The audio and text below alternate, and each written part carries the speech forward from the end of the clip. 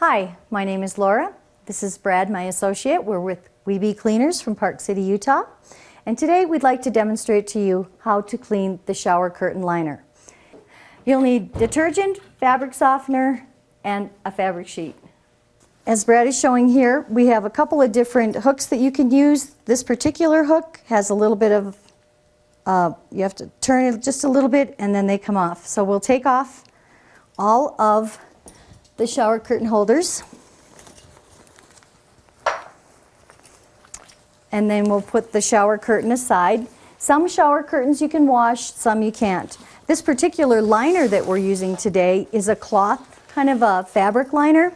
And what we're going to do is we're just going to put it in the wash machine. Sometimes the bottom of the fabric or the liner will get all full of funk, so you're going to want to wash that. We're going to throw that in the wash machine.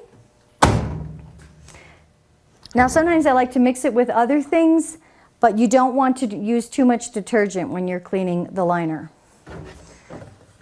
Follow instructions with the wash machine. Proceed as follows. It could go on an express wash. I like to use a detergent, and I also like to use a water softener because here up in the mountains the water's really hard.